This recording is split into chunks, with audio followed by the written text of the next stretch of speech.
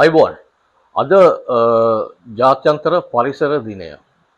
ඔගොල්ලෝ දන්නවා මේ ආණ්ඩුවට මේ පරිසරය සහ සත්තු ගැන ළඟ සම්බන්ධයක් තියෙනවා.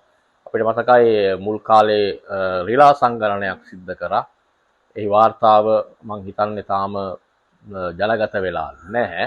ඊට පස්සේ රිලා දූපතක් හදන්න කතා කරා. මං හිතන්නේ දූපතක් තාම ගොඩ කරමින් හරි හැදෙමින් හරි පවතිනවා. දැන් අලිමංකඩ ඉදි කරලා මේ අලිමිනිස් ගැටුම පාලනය කරන්න මොකද ආණ්ඩුවේ ප්‍රතිපත්ති ප්‍රකාශයේම තිබ්බ අලිමිනිස් ගැටුම පාලනය කරන්න විද්‍යාත්මක ක්‍රමවේදයන් හඳුන්වා දෙනවා කියලා. ඉතින් මේ අලිමංකඩ ඉදි කරලා අලිමිනිස් ගැටුම පාලනය කරන්න ආණ්ඩුව කටයුතු කරනවා. අනුරාධපුරයේ අලි ඇතුන් ජීවත් වෙන වනාන්තර 5ක් අද රක්ෂිත බවට ආණ්ඩුව ප්‍රකාශ කරා. ඒ වගේම අලුතින් අලිමංකඩ 3ක් මේ අලි ඇතුන්ට කෑම හොයාගෙන යන්න අලිමංකඩ 3ක් අද පරිසර දිනය වෙනුවෙන් ප්‍රකාශයට පත් කරා.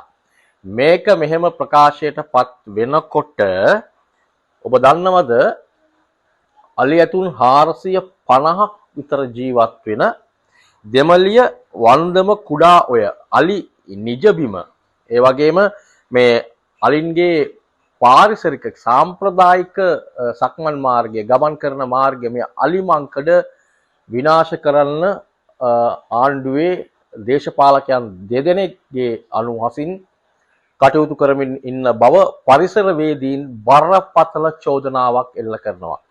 මේ පරිසරවේදීන් චෝදනා එල්ල කරන්නේ අක්කර 250ක් මොනරාගල වැල්ලවාය මහකඩවර වැව පාමුල අක්කර 250ක භූමි ප්‍රමාණයක් මේ ආකාරයෙන් විනාශ කරමින් මේ සාම්ප්‍රදායික අලි ඇතුන්ගේ අලිමංකඩ විනාශ කරලා එම ඉඩම ව්‍යාපාරිකයන්ට ලබා දෙන්නට සැලසුම් සකස් කරමින් මේ වනකොට එහි අවසාන අධීරයේ තියෙන බවට තමයි මේ පරිසරවේදීන් චෝදනා කරන්නේ. මේ චෝදනාව සුළුපටු චෝදනාවක් නෙමෙයි. මොවුන් ඍජුවම චෝදනා එල්ල කරනවා ආණ්ඩුවට සම්බන්ධ දේශපාලකයන් දෙදෙනෙක්ට. එක්කෙනෙක් තමයි පාර්ලිමේන්තු මන්ත්‍රී චතුරි ගංගානි, ඒ වගේම වැල්ලවාය සභාපති වැලි මුනිගේ නිහාල්. මේ දෙන්නට තමයි මේ පරිසරවේදීන් චෝදනා එල්ල කරන්නේ. ඔවුන්ගේ අනුදැනුම මත මෙය විනාශ කරන්නට පිමුරුපත් සකස් කරමින් දැන් එහි අවසාන අධීරයේ තිබෙනවා කියලා. අපිට මතකයි මේ අක්කර 250 ගැන මීට පෙර අවස්ථාවකදී මොණරාගල දිස්ත්‍රික් කමිටුවේ සභාපතිවරයා විදියට හිටපු නියෝජ්‍ය ඇමති ජගත් කුෂ්කුමාරටත් චෝදනා එල්ල කරා මේ අලිමංකඩ සාම්ප්‍රදායික අලිමංකඩ විනාශ කරන්නට යනවායි කියලා. ඒ දවස්වල මෙයට විරුද්ධව හඬ නැගපු චරිතයක් තමයි ඔය ගංගානි සහ නිහාල් කියන සභාපතිවරයා. දැන් ඔවුන් කටයුතු කරනවා එදා ජගට්ට කරන්නට බැරි වෙච්ච දේ කරලා අද මේ අලි ඇතුන්ගේ නිජ බිම එහෙම නැත්නම් මේ අලිමංකඩ විනාශයට පත් කරන්න. පාර්ලිමාවේ පාර්ලිමේන්තු මන්ත්‍රිණී ගංගානිගේ උවමනාවට මේ සැලසුම සකස් කරා කියලා මේ පරිසරවේදීන් චෝදනා කරන්නේ වනජීවියකේ නිශාන්ත ප්‍රේමලාල්ට. මේ සැලැස්ම ක්‍රියාත්මක වුණොත් අර අපි මුලින් සඳහන් කර පරිදි වනාන්තර අක්කර 250ක් ඒ වගේම වැව් 3ක් අහිමි වෙලා අලි ගහනේ අලි 450කට තමන්ගේ වාසස්ථාන අහිමි වෙන බවට මෙය ඉතා ප්‍රබල චෝදනාවක් විදිහට තමයි මේ පරිසරවේදීන් එල්ල කරන්නේ. ඔබ දන්නවා ලුණුගම්වෙහෙර ජාතික වනෝද්‍යානයේ ඉඳලා හඳපානාගල දක්වා මේ අලි ඇතුන් ගමන් කරන මාර්ගය තියෙනවා. මේක හෙක්ටයාර් 2694ක් පුරා පවතින වනගහනයක්.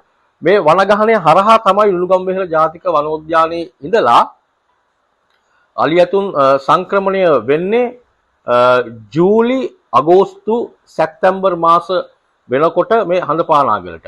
ඒ වගේම මේ හඳපානාගල ප්‍රදේශයේ විතරක් ජීවත් වෙන අලි ඇතුන් සිටිනවා 120ක් වගේ ප්‍රමාණයක්. මේ අලි 120 ප්‍රමාණය ඉන්නේ දෙමළිය වන්නම වන්දම කුඩා ඔය කියන මේ රජයේ වනාන්තරයට මායිම්ව තිබෙනව කඩවර පරලු දෙමළිය හුරත්ගමුව ගුණේරිස් කියන වැව් ආශ්‍රිතව මේ අලි 120 හඳුනාගෙන තිබෙනවා මේ වැව් ආශ්‍රිතව තමයි ඔවුන් ජීවත් වෙන්නේ කියලා. ලුණුගම් වෙහෙර ඉඳලා එන අලි වගේම මේ අලි ටිකටත් මේ අලිමංකඩ විනාශ කරලා ඒ වැවට මායිම්ව අක්කර 250 ලබා දුන්නොත් මේ අලින්ටත් යන එන මන් නැති වෙනවා. ඒ වගේම මතක් කරන්න ඕන කුඩා ඔය ඉඳලා දෙමෝදර හඳපානාගල හරහා මේ අලුතින් ඉදි කරන අලිමංකඩ ඉදි කරොත් මේ රජය පරළු වැව දෙමළිය වැව මහා කඩවර වැව වැනි වැව් හිඳී යාමේ තර්ජනයකටත් ලක් වෙනවා. ඒ පිළිබඳවත් මේ පරිසර වේදීන් චෝදනා කරන චෝදනාවේ ඔවුන් මෙය ඉතාමත් දැඩිව අවධානය යොමු කළ යුතු කාරණයක් බවට හඳුන්වා දෙනවා.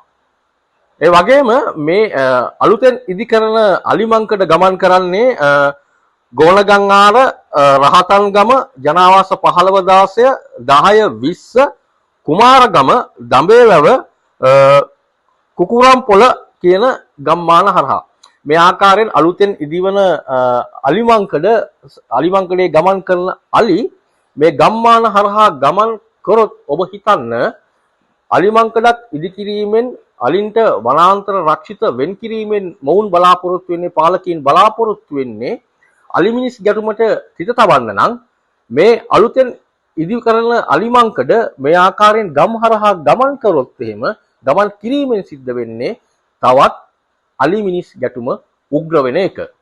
එයින් තෙලුල්ල ඇතිලිවැව කිතුල්කොටේ උල්කන්ද හඳපානාගල ඒ වගේම පැලවත්ත ජනපද ලෙස පවතින බ්ලොක් 16 14 ගම්මාන දැඩි ලෙස තර්ජනයට ලක් වෙනවා. ඔබ දන්නවා මේ ප්‍රදේශ ආශ්‍රිතව ජීවත් වන ජනතාව තමන්ගේ ජීවනෝපාය කරගෙන තිබෙන්නේ උක්වගාව.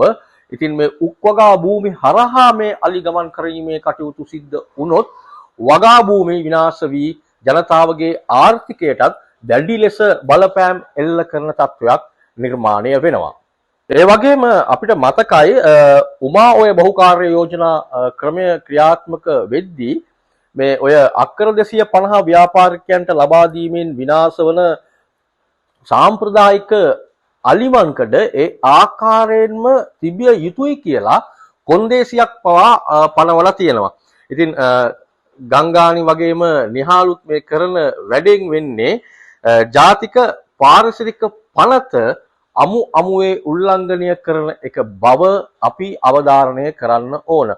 ඉතින් ලෝක පරිසර දින යෙදෙන අද දිනේදී ආණ්ඩුවේ පරිසර අමාත්‍යවරයා ඒ වගේම ජනාධිපතිවරයා ඒ වගේම වන සතුන්ට ආදරය කරන වන සතුන් සහ මිනිස් ගැටුම් සමනය කිරීම සඳහා විද්‍යාත්මක ක්‍රමවේද ලබා දෙන බවට පොරොන්දු වූ මාලිමාවේ විද්වතුන්ට අපි නැවත වතාවක් මතක් කරනවා මේ ආකාරයෙන් පවතින අලිමංකඩ සාම්ප්‍රදායික අලිමංකඩවල විනාශ කරලා ඔබ මේ උත්සාහ කරන්නේ අලිමිනිස් ගැටුමට උත්තරයක් ලබා දෙන්නද එහෙම නැත්නම් අලිමිනිස් ගැටුම තවත් වර්ධනය කරන්නද කියලා.